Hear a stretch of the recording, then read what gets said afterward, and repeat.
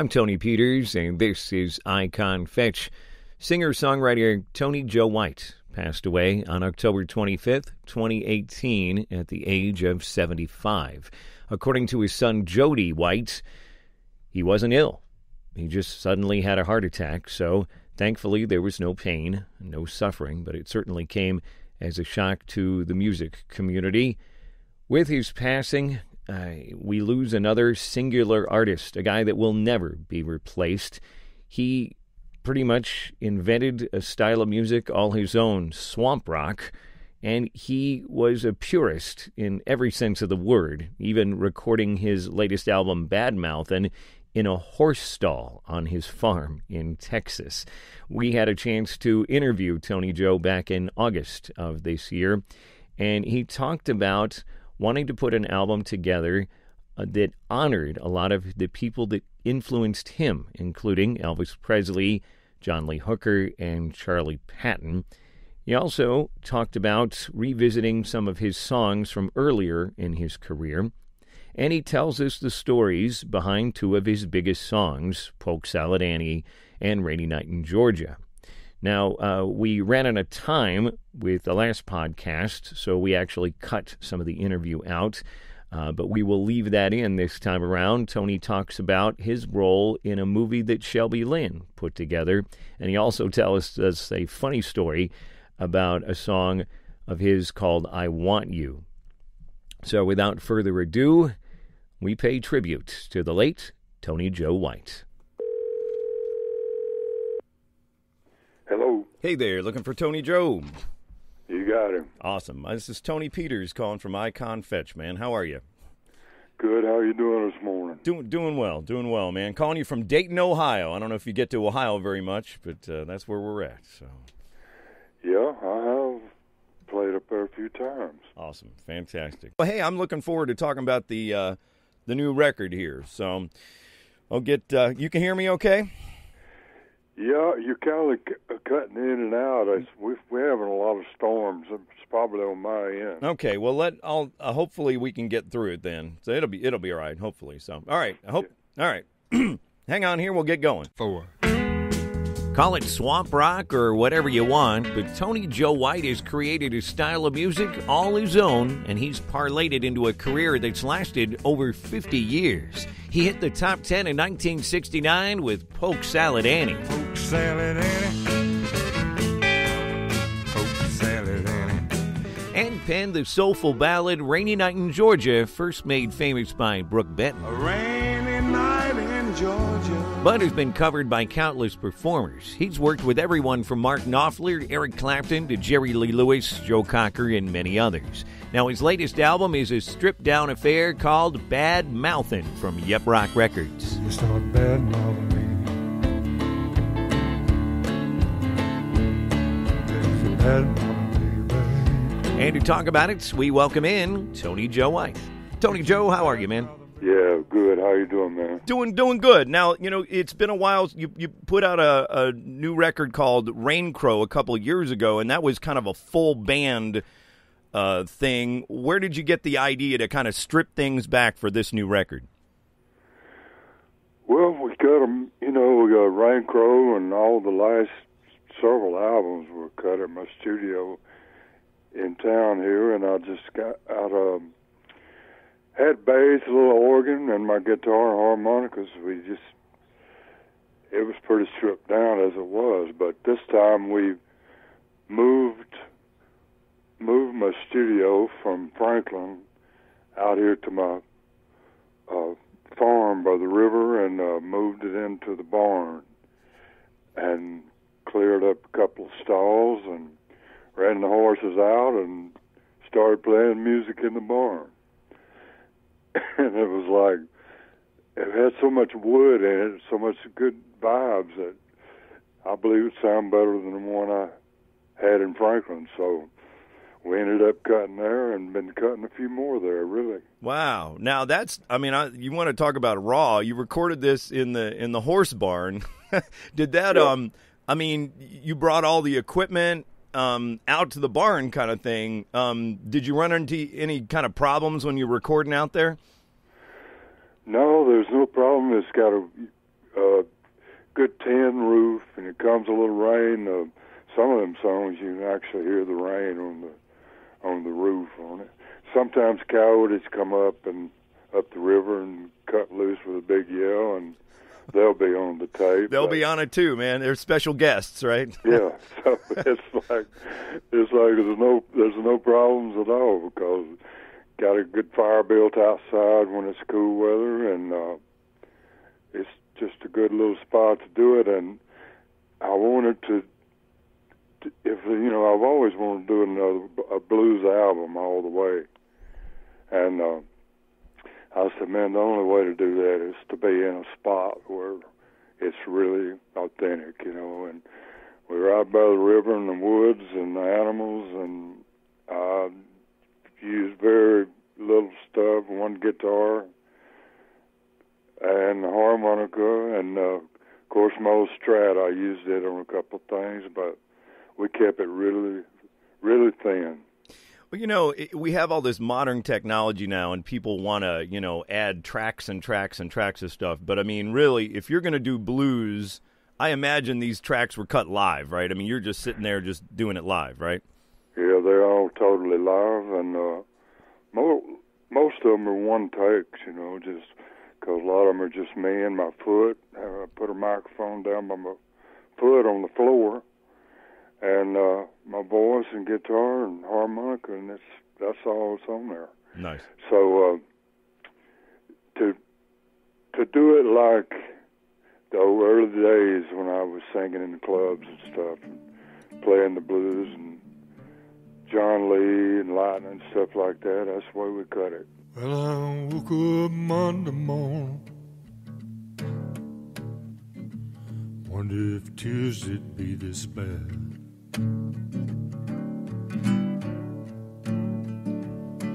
Yeah, I woke up Monday morning, wonder if Tuesday'd be this bad. Right. Now, I noticed that, some of them have a little more instruments on it, and some of them are kind of just you and a guitar. Did you try those different songs different ways, or did you have an idea that, hey, we're going to cut this one this way right away? They usually stayed right with what was in my mind, and the right guitar was right there in my hands, which I don't have a bunch of them around, so it's either the Strat or the old Spanish guitar. I use one or the other on those songs. I brought my drummer in on Boom Boom because I wanted a little extra rhythm in it. He brought brushes, and he played his foot kick and the cymbal, and here we go. Boom, boom, boom. Gonna shoot you right down.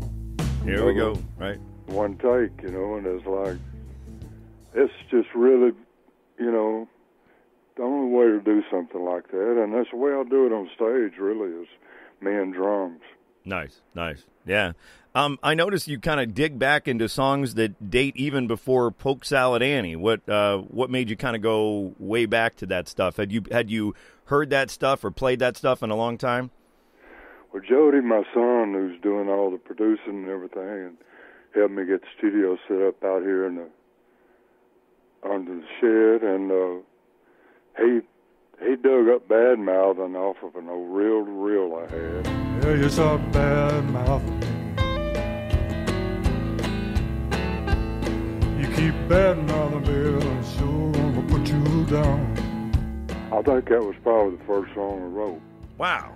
Okay. And Polk was right in there with it. I'd already started Polk Salad, kind of writing a little bit, just getting started, and we wanted to go to a place called McAllen, Texas. It's right down there on the border, a little studio where you could record each song for $10 a piece.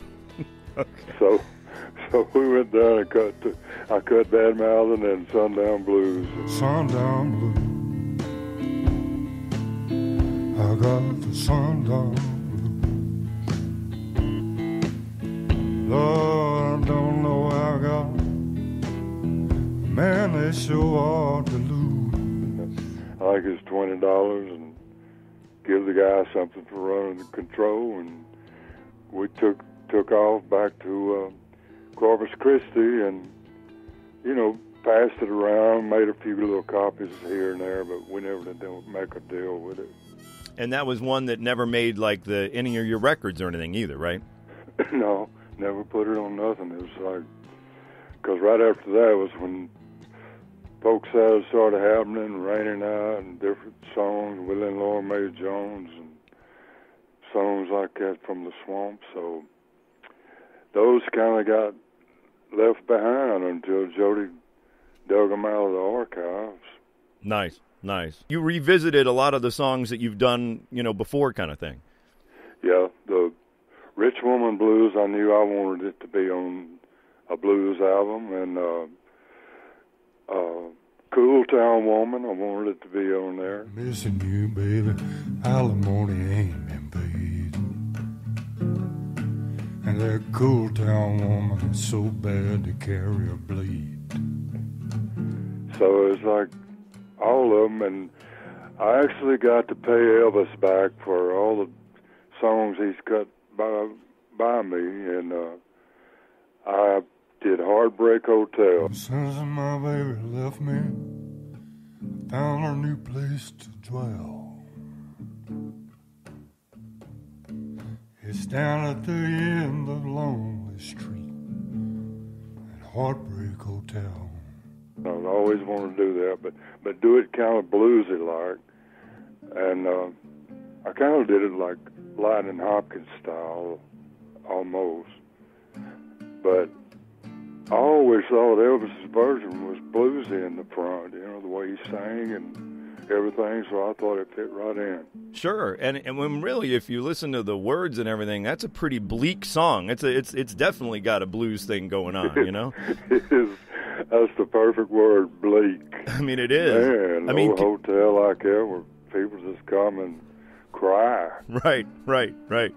Exactly. Now you do Down the Dirt Road Blues. That's an old Charlie Patton tune. Right together, trying to keep it in. I feel like chopping chips flying everywhere. Is that where you got it from, or did you hear it from somebody else? No, it was off of Charlie's collection.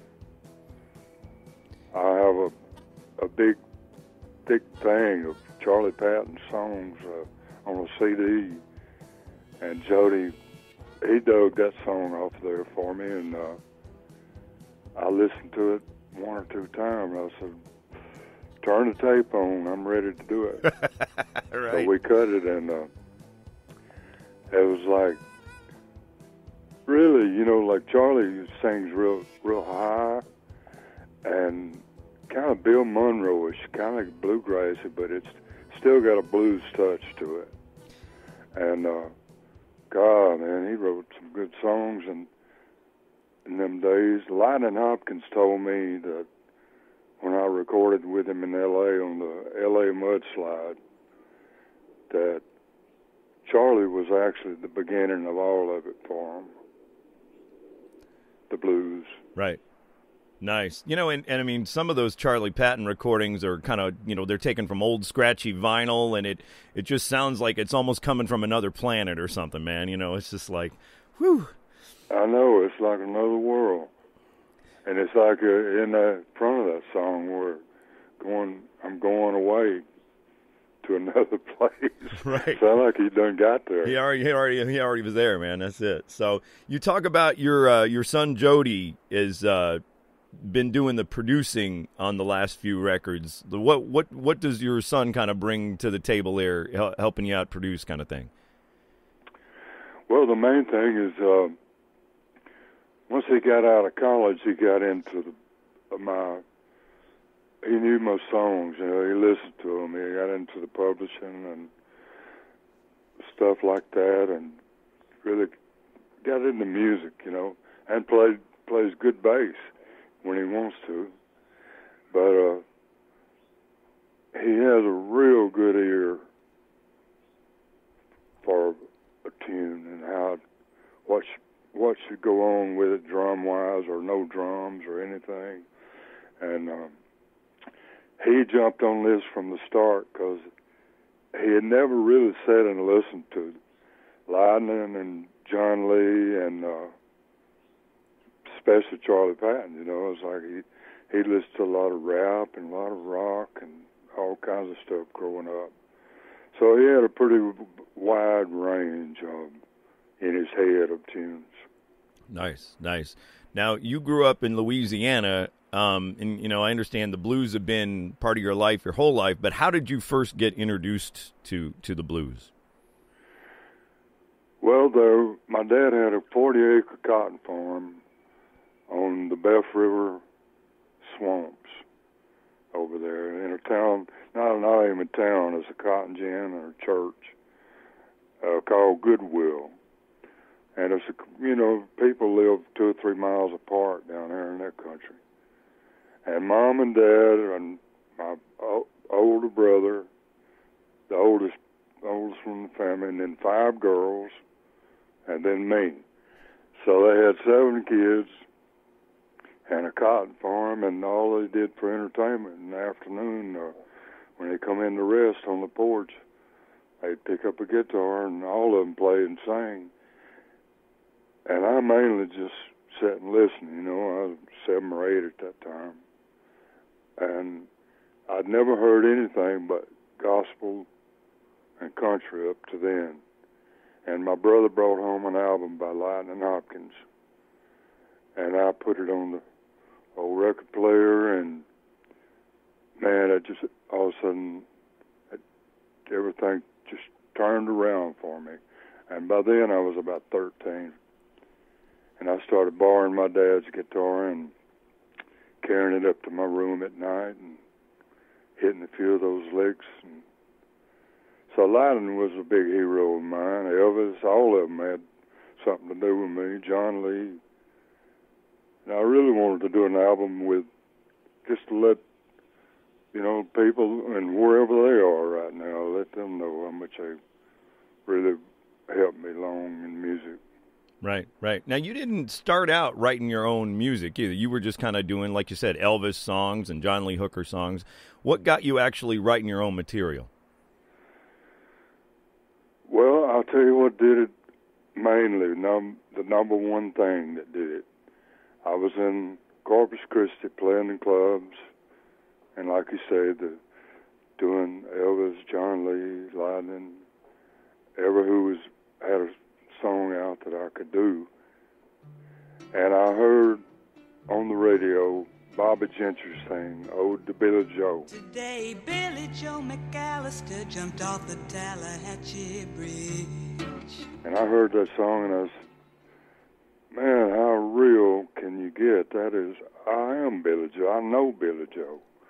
I've been on the river and I've been in the river and I've picked cotton and this and that. And so I said, if I ever write anything, I'm going to write about something I know about, and it's going to be real. So that was my guidelines, and it wasn't about a month later, some of the words to the rap on Polk Salad Annie started coming to me. And, of course, after that, Polk, it was Roosevelt and Ira Lee and a bunch of Willie and Laura Mae Jones. A lot of the swamp came out right through there of me, and but she is what started it, just hearing the realness of that. And I got to go to England, and then after Polk came out and do her TV show, she had a television show in England, and me and her did, I played a little guitar on it and harmonica, and she did Ode to Billy Joe. Man, give me chill bumps. Yeah, that's awesome. That's a great story. Now, was there really a Polk Salad Annie? Polk Salad Annie, the gators got you granny. Everybody said it was a shame, 'cause her mama was a wicking on a chain gang.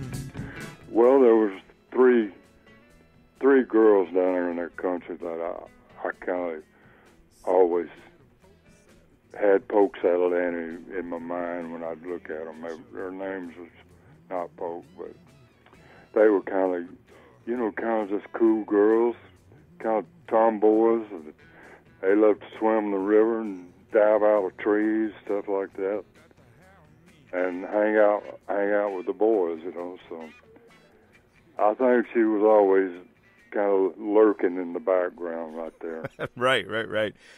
Now, you know, I mean, success can be a funny thing. You know, you play the clubs, you record, and all of a sudden, this one song out of all the songs you wrote, suddenly Polk Salad Annie takes off. Success can kind of be a funny thing. I mean, if you look back on that time period, you know, was it a complete whirlwind? Was it crazy? You know, suddenly, you know, everybody wants to talk to you and be your friend kind of thing. Yeah, it got really crazy because also during that period, I had another song on that album called Soul Francisco. I ain't never been to San Francisco, but I believe a thing has happened there. It was about the hippie movement, you know, the Flower Children. And that song become number 2 in Paris, France. Wow. And on their top 40. And all of a sudden I get a call from France wanting me to come over and do some concerts. And just me and a guitar and a wooden Coca-Cola box. And the people that came to the concerts, you know, be 800, 1,500 seaters, things like that. And they came and they danced and they hollered and stomped and romped and have stuck with me all these years, really. And France and Argentina and Australia, England, all of them started calling it swamp rock and swamp this and me this swamp fox and everything. So Right. it kind of stuck. Right. I mean, that has to be crazy. You know, you're a you know, one of 7 children from Louisiana, you know, and all of a sudden you're playing Paris, France. I mean, that's just got to be crazy.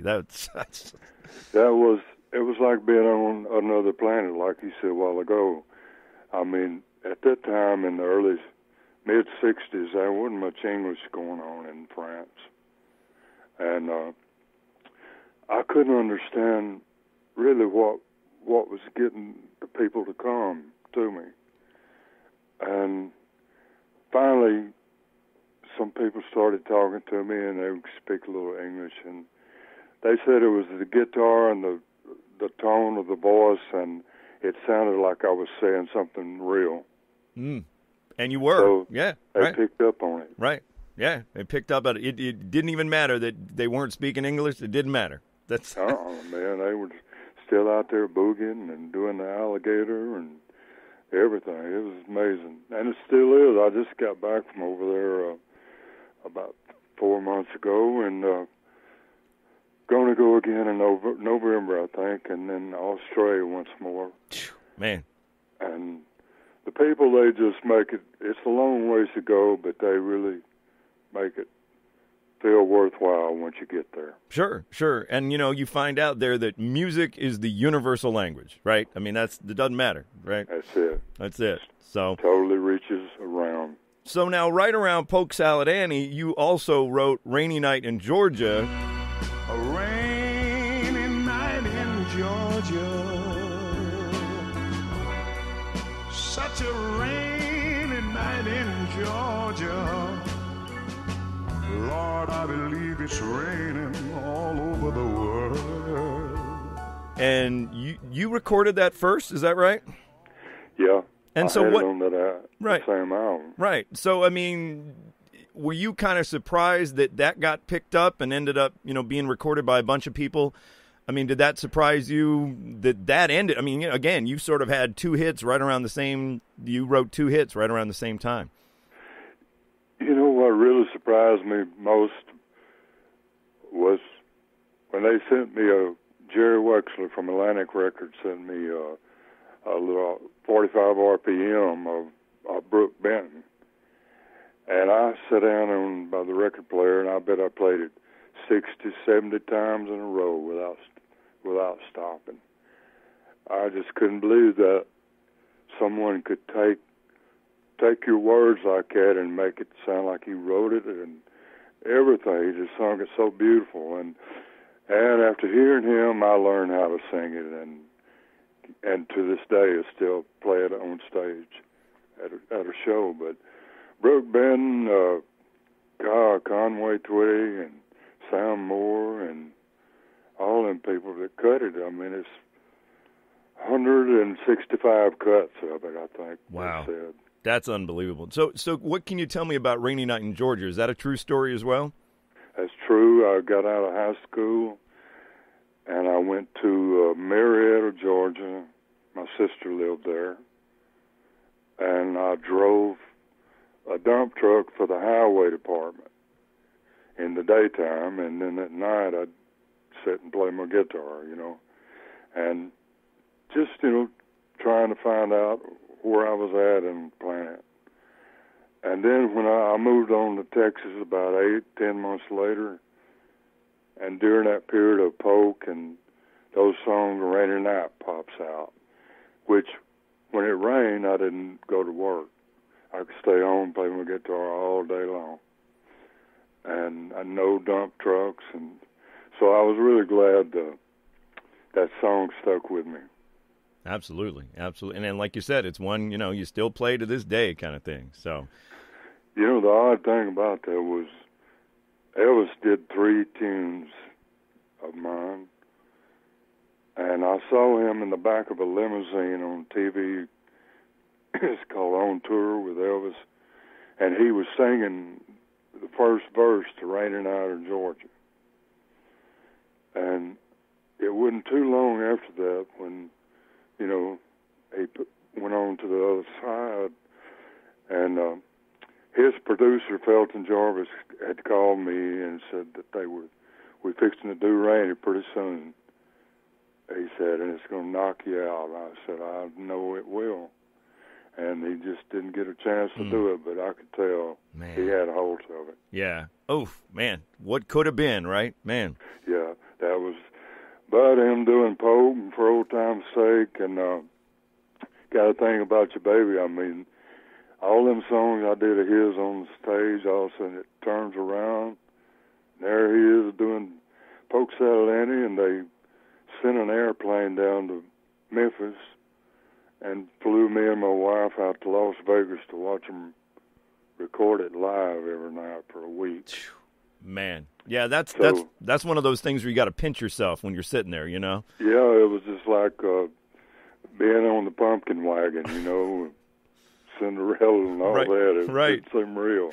Man, here I was meeting my hero, not only meeting him but hanging out in his dressing room every night and talking about music, and he had an old guitar in there, and he wanted to know a couple of blues licks, and I'd show them to him, and then the next night we'd get back in that dressing room, and I'd say, how's them guitar licks coming? He'd say, could you show me one more time how that goes? I said, Elvis, man, you don't have to worry about playing a guitar. Just stand up there and do what you do. Right. People love you either way. Well, I mean, it's amazing. Elvis is still, he is just still so popular. I mean, you got to know him a little bit. Like, what do you think? Is there something that people don't know about Elvis that you got to see, something like that? I don't know. I probably got to see the absolute realness of him, sitting back there in that dressing room talking and playing a little guitar and handing it to him and moving his fingers on the neck. He really liked the blues and or any of it. I mean, then when he sung Polk Salad Annie, I said, God, man, how rocking can it get? Yeah. I mean, he said, I felt like I wrote that song. He said, when I first heard it, he said, I know what Polk Salad tastes like, and I've ate it, and I know what it looks like. Man. So I'd say a lot of people never got to see the realness of him. Right. Yeah, that's good. Well, but I tell you, they put out a new Elvis record every so often, and it, people will snap it up. He's he's still the king, even though he's not around anymore. So that's it. You can't get past that. no. I was playing your stuff for my kids, and they gravitated towards, you did a song called I Want You, and at the very beginning you go something about, after all this time, I wish somebody would pick up the trash, you know? You think after all this time, somebody come pick up his trash? Oh. That's a, Yeah, that's a little studio down in Memphis we call Lynn Lou. okay. And I think I recorded that second album there, something Right, like that. right. And we had a bunch, just those big tubs sitting around in that studio where they'd ice down beer every day and bring in hamburgers and stuff like that. And we just kind of lived in there and rocked, you know. And it was like, one day I looked up and it was just really ratty. I said, you'd think after all this time somebody come and pick up his trash. And the guy had the tape on. And he caught it. That was great. I mean, that was just a great way to start off that song. That was great. I know, I want you. I Want You. That was great. So now, one more question. I thought I saw where you were acting in a movie. There's like a Shelby Lynn movie coming up. Is that right? Yeah, it's a real, kind of spooky in a way of what it's about. Shelby, she's playing a rock singer, a girl that's been really big and kind of coming down a little bit off of it. And she is tired of all of it and tired of the music and the world. And she calls me up or picks me up or whatever. I don't know how she does it. But I'm the angel. And it's like, you know, just an old black hat and black pants, black shirt, everything black, and sunshades. And I'm the one that helps people get to the other side or not. So she sits and tells me why she wants to go, and I don't say hardly nothing. And I speak very little in the movie, but I just sit and look at her and listen to her story. And that's about as much I want to tell you of it because it's running for you. But anyway, it's deep. Well, I think you could. I mean, just about any musician, I think, could relate to that, right? Because, you know, you get that success, and then, oh, man, it just starts to wear on you, you know? Yeah, it's just she had gotten to the end of it and gotten tired of it. And I talked to her, and it's like sitting on her back porch out there in L.A. at this old house with it. She has sheets everywhere on no windows or walls, or it's just white sheets. So it's kind of an eerie-looking scene when you first look at it, see it, with fog coming up and me sitting there in a black hat and can't really tell what I'm about, and then she starts pouring it out. Mm. She's really great. Oh yeah, that's great. So you're you mentioned you just got back from overseas. You still doing some dates for the Bad Mouthin album? Headed back over, headed to England, really, the first run, and then we were going back over to France in October, I think. Nice. And I'm still way in Australia. It's like I've been going over there every year since '80, and got a lot of great fans. People pull for you, and they're kind of a lot like Louisiana people. You know, they're swampers. all them crocs and Right. snakes and everything. Right. Yeah. they understand it. Right. Yeah. So I'm pretty sure I'm going to go. It's a long ways, but I got to do it. You got to do it. That's awesome. Well, fantastic. Well, Tony Joe, it's been great talking to you. The new CD from Tony Joe White is called Bad Mouthin', and we wish you luck on it, sir.